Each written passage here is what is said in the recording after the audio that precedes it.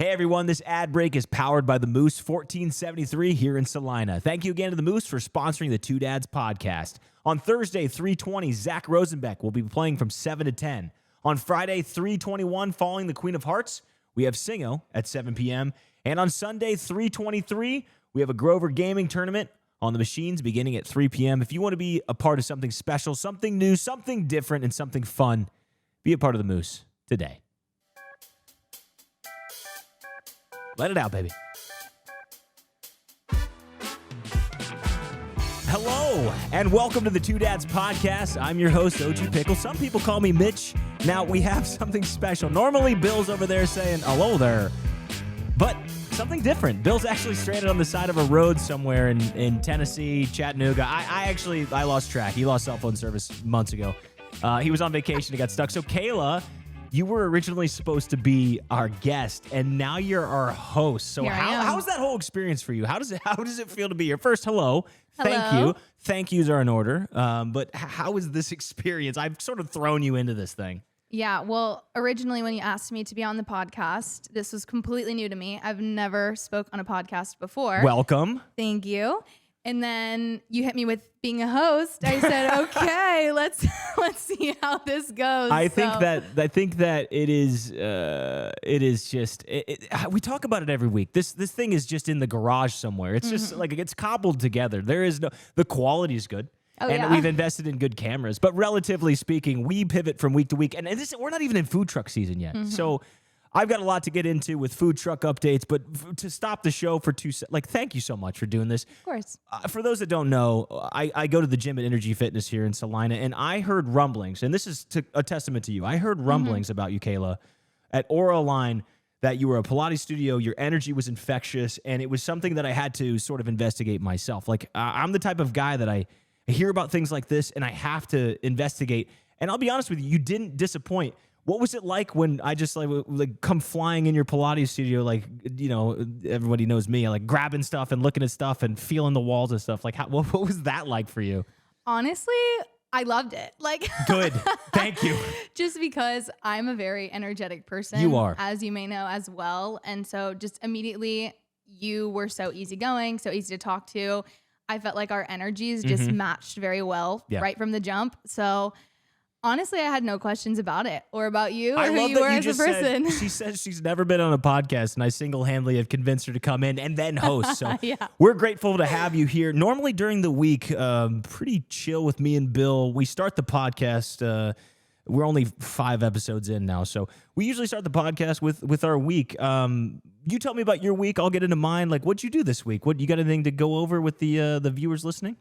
I feel like the biggest thing about this past week is we actually are officially collaborating with Boardwalk for the summer. Okay, that sounds like familiar territory for us last year. What's the collaboration? Absolutely. So every Saturday starting in June, I'm going to be teaching Pilates out at the sand volleyball courts. So that'll be super exciting. They were doing that last year. Yeah. I remember that. They had yoga. There weren't yoga. a ton of people out there, but I think the reason they probably brought you in was, I tell you what though, for listeners that are tuning in today to episode number 5, you have an aura about you, and I don't mean that. I don't mean that. Like I walked into that one, Aura Line, Aura.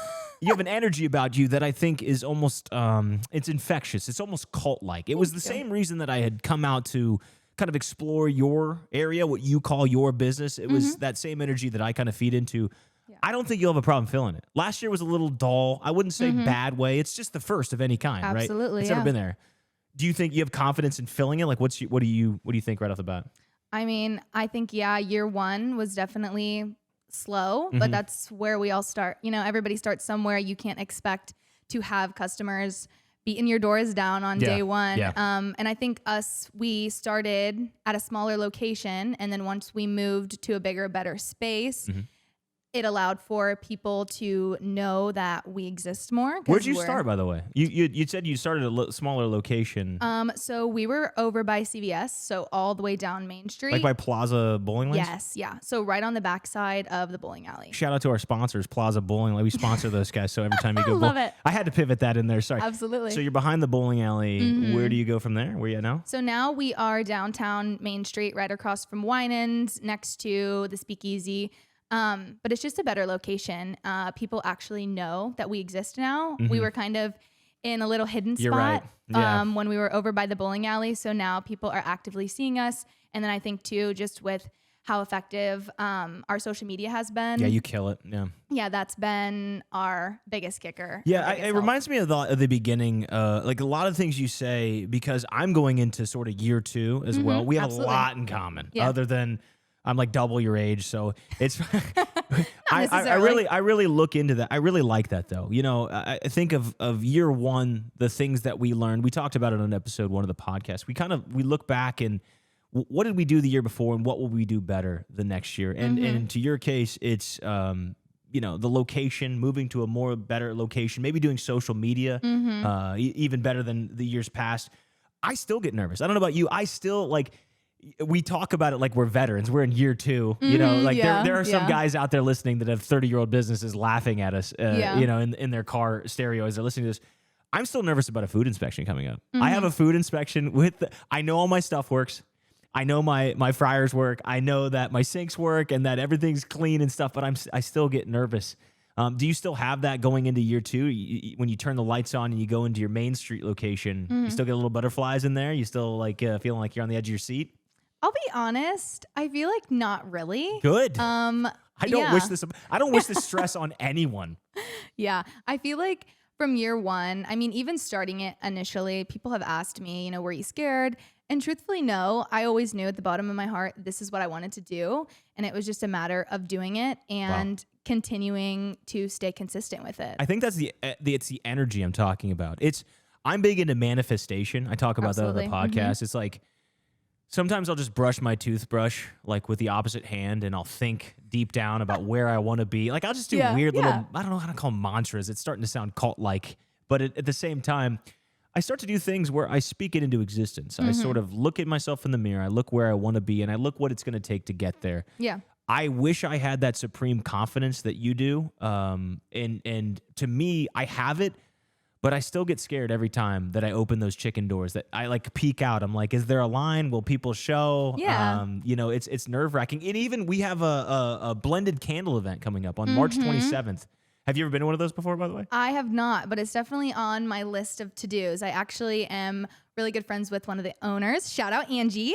Shout out to Angie. So again, shout out to Angie for us too. Thank you. It was just such an unexpected thing, but I'm still just as nervous. Like I'm going to a candle scent. What do they call them? Scent parties? It was a sniff event. Sniff events. And I apologize to my very kind people that have invited us out there. Sniff events.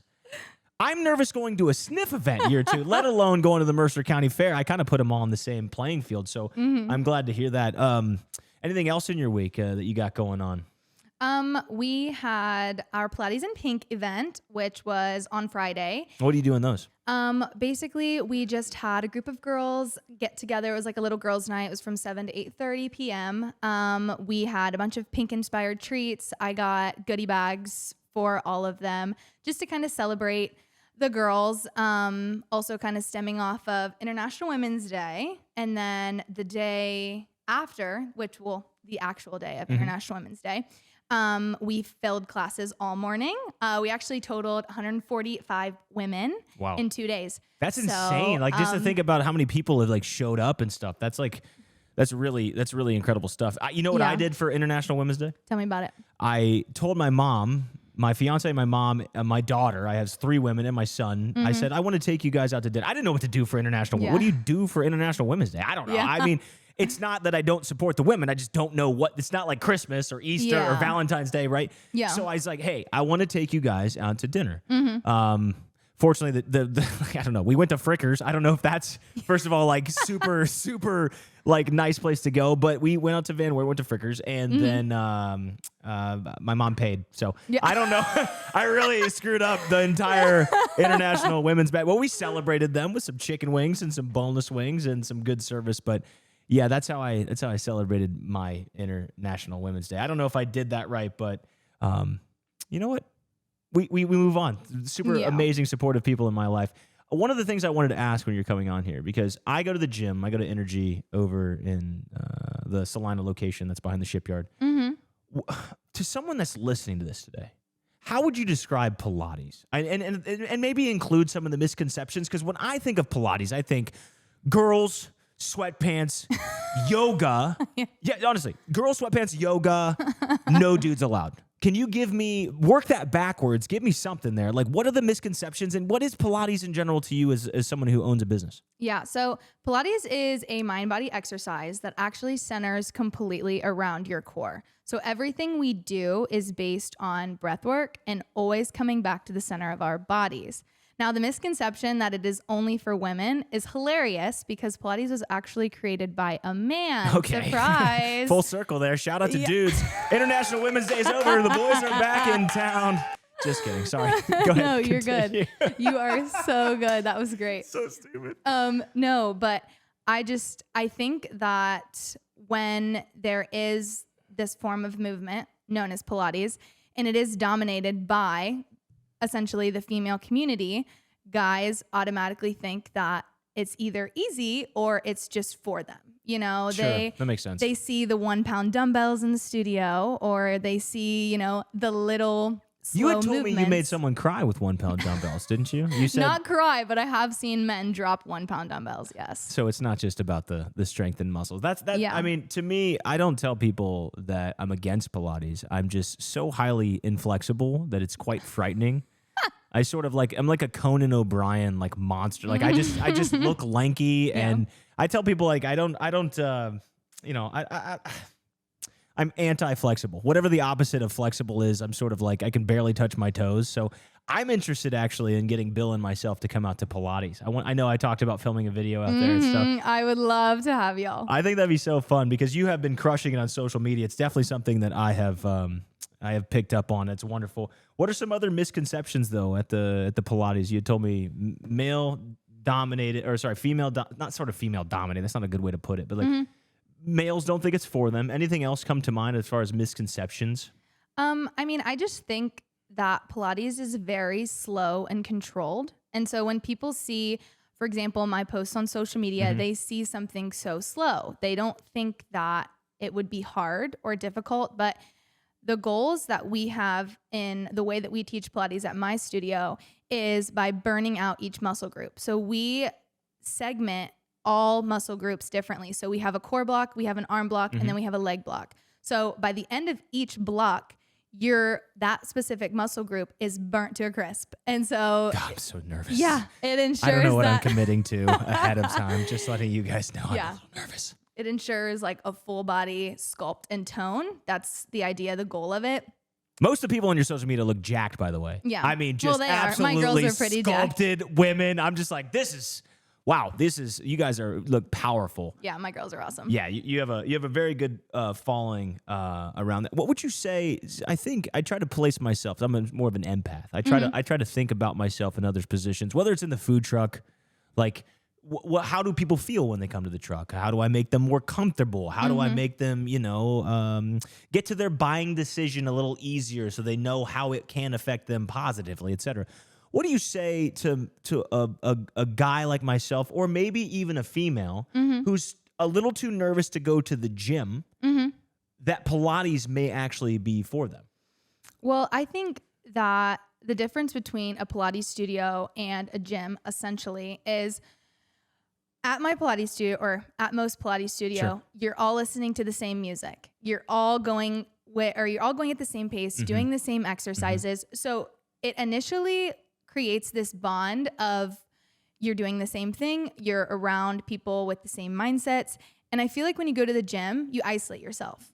And so we give that opportunity to create a community around everybody. Like everybody is, again, working on themselves. They're there for the same reason, and they don't have headphones in. They're not isolating themselves. Like they are allowing themselves to ultimately make other connections, make relationships. And I think that has its own power, because at a gym, I don't talk to anybody when I go there. Sure, isolation. Yeah. And then when I'm at the studio, I talk to everybody. And there's so many girls that are talking about their new friends that they made at my studio, or, she followed me on Instagram, or, it's just like little tiny community. Yeah, exactly. It's community. I think that's something that reigns so true. And maybe it's one of your North Stars as well. Like when I started this chicken truck, it's not exactly a new business. I mean, restaurants have been around since the dawn of time. Like, I mean, the buying and selling of food, etc. But for me, I wanted to reiterate on something that had already been done. And maybe you can relate to Pilates, but for a food truck, for me, it was always about community. Yeah. And this whole podcast is about transparency in community. Absolutely. This whole truck, all the skits, all of the, hey, how are you guys feeling? What do you guys think? Can I get some feedback? I believe it's truly a gift, but I do believe that it galvanizes people, like you say, that, hey, you're the chicken guy. Yeah. That was really good chicken. I loved that thing that made me laugh on the car ride home. Or I love, you know, that's the stuff that I get the most, but it sounds very familiar. Talk to me about the importance of community. So do you see year 2 being more of the same in your, like, not to spoil it here, but you talked about a second location. Talk me through that first. So I may be breaking some news, a little bit of like, first of all, well done on a potential second location, but talk to me about that real quick. So you talked about community being something that had brought you from basically stage 1 behind the bowling alley to now Main Street. And now you're looking at a second location. Where is it potentially? And how do you hope to replicate the success that you had in year 1 in year 2? Yeah, so it's in Wapak. We have a large clientele base that is based in Wapak, and we even have girls driving from Lima, Ottawa. You guys have people traveling kind of like us too. Coming, for us. Like, they love the community aspect that we provide. They love how warm and welcome our studio is. And so they continue to come back. They make the 40-minute drive. They make the 30-minute drive. And I have always had dreams of growing this as big as I can. 1 location, 2 locations, 10 locations. Like, take me to the moon. I'm so proud right now. I just sat with one of my mentors, and he's done business. Okay, he's done some serious business. And he had point blank, he had asked me, how much money do you want to make one day? And I threw a number out there. It was just a number, and he laughed in my face. And he said, dream bigger. Yeah. And it reminds me of something that you're doing right now that I wish I could go back and forgive me for asking if this is, you're 23? Yeah. I didn't start feeling that until I was like 32, right? Like, flip those numbers around. But the dream is always part of that mantra. It's a part of the growth process. You see yourself now. And it's weird because I'm in this room and you guys aren't, but I hope that you can get the authenticity. I'm big in authenticity through the radio waves or whatever, even if direct conversation. You see this going to 5 or 10 spots, don't you? I do.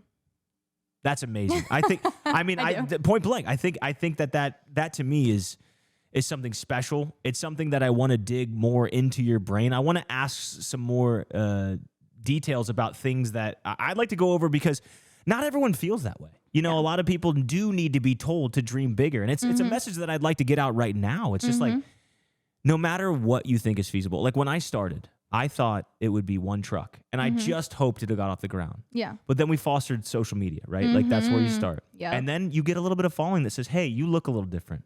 That's cool. Yeah.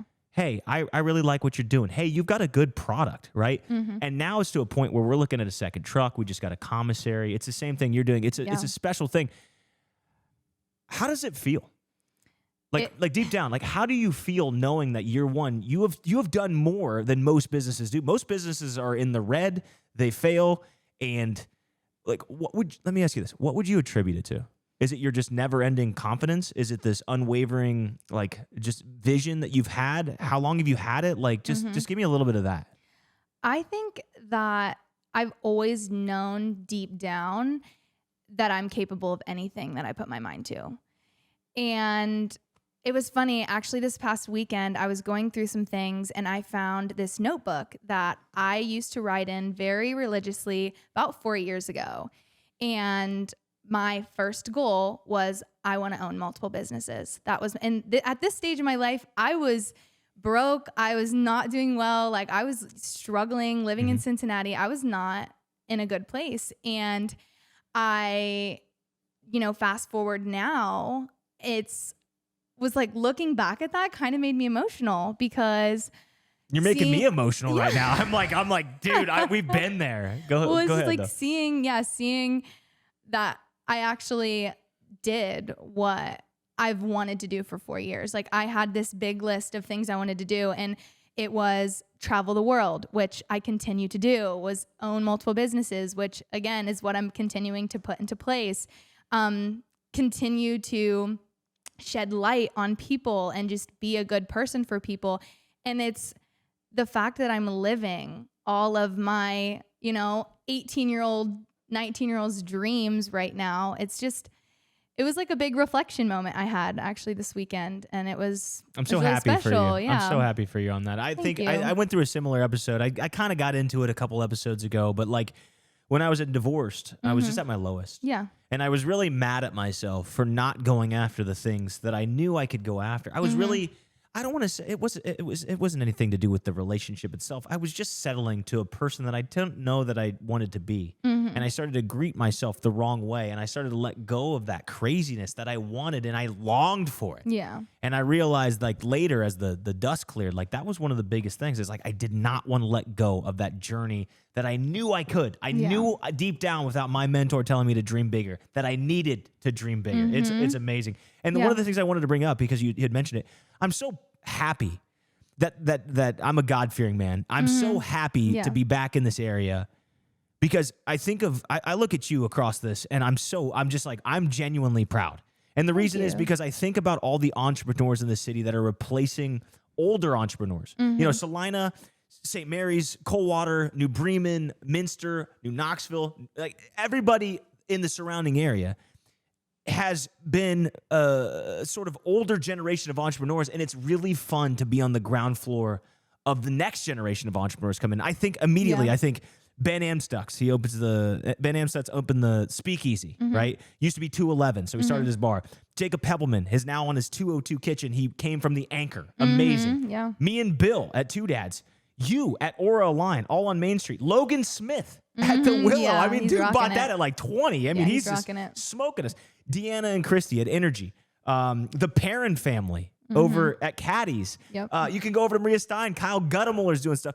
So it's, one of the things that I think about as we talk about our journeys is I'm so happy so many people are sharing similar journeys. Now, there may not be as much hardship like divorce or loss or things that we go through. Yeah. However, it's really cool to see people that we can, even this podcast happening right now, like in the flesh, just an Aura Align Pilates comboing with a fried chicken. You never would have thought back in the day, brands on social media would have strayed away. Yeah. They would have given us that Jenny Craig, like, you got to do your Jenny thing. Do not go to fried chicken. It's bad caloric intake. And you're over here like, no, we're having fun on social media. And I think these collaborations are sort of they're sort of a manifestation of itself in just time, changes in socials. So I'm excited. I'm excited to see the next step of people. So I talked about young talent moving back to the area. We talked about minds who have gone out, whether they sought education or they sought culture. Obviously, you had talked about how you had traveled extensively and returned to the area. But I want to go back to that nucleus. I want to go back to you and that 19-year-old version of yourself up to now. Yeah. And you're 23, as you said earlier. Was there a moment where you sat back and you looked at your business, maybe you walked in your second storefront, whatever it may be, when you looked and thought like, wow, this really is going to work? 5, 10 locations. Was there a moment for you that you can like pinpoint? I think that before I even started Aura Align was when I had that moment. When I came back to Salina, I actually learned my Pilates practice in Cincinnati. I came home and was quite disappointed to see that there is nowhere to practice. And it started to become such a big part of my life in Cincinnati that it was a practice I didn't want to lose. But I knew that if I wanted to practice it, I had to bring it here because Salina doesn't know what Pilates is. So I actually reached out to a local yoga studio and I was just like, hey, what are your thoughts on adding Pilates? It was only yoga. But she was just like, let's give it a go. So I started teaching there. And with a little bit of marketing, my first night on the schedule, she had me booked out. I was booked out night 1. And then I was booked out night 2. I was booked out night 3. That's when I was like, I can turn something. I might have something. Yeah. Would you attribute that to social media though? Because I'm a huge proponent. Like people that don't know, listen to the podcast for the first time. Maybe you're coming from your audience that's tuning in to hear you. I'd worked with Mr. Beast and Logan Paul and all these guys. Yeah. I always said the food truck is a marketing project first. Yeah. But the funny irony to it is that you can get a chicken sandwich at the end of the day. Yeah. Right? Like that's kind of my thing. Yeah. How important was social media to your growth as well? Or was it just your contagious personality? Well, I think when we first started, so I lived in Cincy for 3 years. So I was gone and then I traveled for 4 months and I felt like I didn't really have a name for myself anymore here. So, I mean, I was posting on my Facebook, on my like personal Instagram prior, obviously to Aura Align starting, just saying like, hey, I'm adding Pilates to this yoga schedule. Join me if you like. And Pilates is this ongoing thing that's just becoming more and more popular and women do want to try it. And so, yeah, it just kind of panned out. And then with social media as a whole, I mean, we are as successful as we are right now because of social media. Yeah, you're crushing it. I think it's the energy too. I don't think you give yourself enough credit. When I was with you, just so everybody listens, we break the fourth wall here a lot. When I sat down and I said, hey, would you be interested in this podcast? I looked at your space because now I see businesses differently. I don't know about you, but when I go into a business, I see their baby. Yeah. I see the paint on the walls and the long hours fixing the floor or like just wanting to beat your head in because the bills keep showing up and you're trying to get somebody, you got to get that video out tomorrow, or in our case, a podcast, right? Yeah. I think it makes me wonder if there's anything that you talked about your supreme confidence. Is there anything that still keeps you up at night though? Is there anything that like really, I keep pushing into this. Like, I think I'm just trying to crack this. Like, are you just ready to go? There's nothing that keeps you up. I'll be honest. I'm just ready to go. I feel like we always have, I think in any business, we always have that initial thought of what if it fails type of thing. But that's what would you say to somebody then? Let me ask it that way. What would you say to somebody that says, Kayla, I'm nervous to start this business because it might fail? What if it doesn't? What if it doesn't fail? What if you exceed all expectations and you take it to the moon? Like, that is the mindset you should say. Instead of taking what ifs negatively, look at them positively. That is the game changer. I wonder where you adopted that. Where did that come from? Talk to me a little bit further. This what ifs positive. I'm a huge positive energy guy. Everyone knows that I'll be the first to walk out, shake your hands, give you something free if I can. Like, I want people to be involved in this. Yeah. Where did that nucleus come from? I'll be honest, I don't really know. Same. I think it's a mix of OCD, ADD. I don't know. Maybe I'm on the spectrum. Who knows? But I love the positivity. So you've had it your entire life? I don't want to say I've had it my entire life. I think going to college and learning how to adapt by myself. I lived alone. I paid all my bills alone. Like, this was my first time, fully adulting. And it was hard. It was not easy in the slightest bit. And I continued to push through. And that was like a big thing for me is, even though I was doing the basic adulting things, I learned a lot and I struggled a lot. And I knew that I never wanted to stay in that same spot like for the rest of my life. I knew that I was capable of doing more. I knew that I was capable of becoming more and being, living paycheck to paycheck, not affording groceries. That was not my life. And I knew that from the second. Do you try to give this to your audience too? Like, do you try to put that same mentality through socials at all or during your classes? Like, is any of this maybe not so literal because we're obviously on a podcast that talks about business, but like, is this part of Aura Align?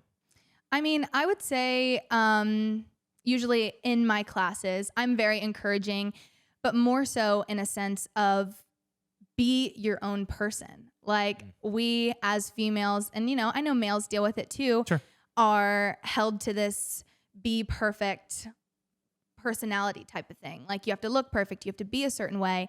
And I think that this world has projected so much hate and so much insecurity and so much insecurities in people that they don't feel welcome in a lot of places or, whatever. And so my mission is to have a space for men, women, primarily women, but men of course can come to, to be able to come and just be raw, like be you. I want you to be you. I'm welcoming you as you. I'm not holding any expectations for you. I'm not gonna force you to get through this set. I want you to take this at your own pace. And I'm constantly encouraging, we are all on different levels. We have beginners, we have advanced, and I want you to connect with your body, find where you're at, take breaks accordingly, type of thing. So that's more of what I push in the studio is show up as you, give it your all, and your all is good enough. I can see where this cult, I know it's more female oriented, but I could run through a wall right now. I feel the same though. I mean, I don't want to be just Mr. Agreeable up here on the stage, but people ask me about where do you see Two Dads? What do you want to do with Two Dads? I don't know yet. I think that a chicken truck is the start. It's a physical way to interact with me. I see it more being like a media hub. It's just something, but the point being is that my North Star is the exact same. Yeah. It is just show up and hang out, man. Yeah. There is no expectation. You don't have to come up to the truck and be the perfect order. I'm not going to send you the back of the line. You don't have to know. When I worked on this with other food trucks, that was their thing. It was like, simplify it, make it fast. You got to get these ticket times out. Bah, bah, bah, bah, bah. And I just didn't want that. Yeah, no. I wanted it to be, you can come see Mitch. Yeah. You can come see Bill. You can come see Berkey and Rich and Tasha and any one of the gang that's a part of this family. Come here, eat. We'd love to feed you big portions, and we'd love to treat you as a part of community. Absolutely. I think one of the things that radiates here so heavily is that we are so aura aligned, dare I say, on community building. I have another question for you, though. Some of this stuff, albeit maybe obvious to people listening, not obvious in a bad way, just community is extremely important, but applicability becomes very difficult with it. I know that you had traveled. I actually went to the gym and I tried to ask a ton of girls that go to your Pilates to get any dirt on you. They've all said that you are, they've all said that you're a saint, but that you are also internationally well-traveled. You lived in the Philippines. I did. Right? Yep. And then you had traveled to Dubai. You've gone all over the world. You had mentioned that's part of kind of your identity, right? Like part of something that you harness. Let me ask you this. Was any of that international travel something that helped you forge this? Did you bring anything back with you to the Pilates studio of things you've learned internationally? Absolutely. About 2 years ago is when I booked a one-way ticket, and that was to Dubai. I had no return date, just my suitcase. So one way, I'm out. I want to see the world. So I had my hotel booked in Dubai, but it was one way, and all I knew is that I wanted to hit more countries. I wanted to see what's out there, and that's what I did. Now, I did this alone, so it was completely solo. God, I just think of, how old were you? I was 21. Still a child, in my opinion. I mean, having a 6-year-old daughter, I'm still like, okay, continue. Sorry. Yeah, no, you're good. So yeah, I was 21, and solo traveling is not for the weak. No. It requires you. I get nervous in airport bathrooms, let alone, traveling to Dubai on a one-way ticket. Yeah, it was definitely scary at times, but for the most part, it was a dream come true. I've always known that regardless of what field I was going to go in, I wanted to travel. That was always my dream. My biggest want in this life was the ability to see the world and experience other cultures and people and places. And doing it by myself allowed me to get the full experience. Because if you want to meet people, you have to force yourself to engage with people. You have to try to learn the cultural differences, the language barriers. That's a big one. I went to a lot of Asian countries where they didn't speak much English. So you got to figure it out. You don't just speak things slower and louder. I'm trying to get to the bus stop. I have no idea what you're saying, dude. Yeah. So, I definitely have had some language barrier issues. But for the most part, traveling alone and having that ability to figure everything out by yourself is incredible. And I can say that traveling is the reason why I'm so confident. Wow. I can hear it in your voice. If you can figure out how to get around the Philippines effectively and not, and to Dubai and live and just where's my next meal coming from? I'm sure balancing an accounting sheet at some kind of Pilates studio seems like light work. Oh, yeah. I can see where that comes from. Yeah. We talked about We talked about, traveling and being well-traveled. Would you say that it's that confidence that you instill in your audience each day? Is that the piece that you brought home, was that you can? Mm-hmm. I think my confidence, and then also experiencing other cultures opened my eyes entirely. When I lived in the Philippines, the people in the Philippines are literally unlike anyone I've ever met in terms of loving, caring, with little to nothing. I have so many local friends that are in the Philippines who live without a front door, like it's a shower curtain. That is how poor these communities are, but they are so happy. They are so full of love. They are so full of light. And it was like a complete switch for me. Like, they don't care about the expensive things. They don't care about living the best of the best life, like to show off for people or whatever. They just care about each other, and ultimately like made me feel so loved, like to a point that I've not necessarily felt before.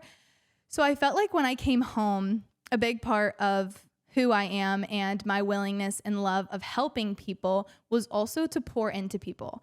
I think that, I'm clapping over here. I mean, you sound like people I call to give me advice. Like, I've got a long way to go. I might book myself a one-way ticket to Dubai here soon. Let me shape this in here for our audience. Okay. Yeah. Men, woman, doesn't matter.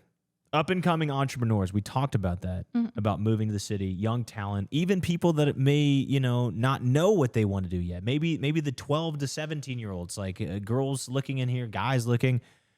What's one key piece of advice you would give to them?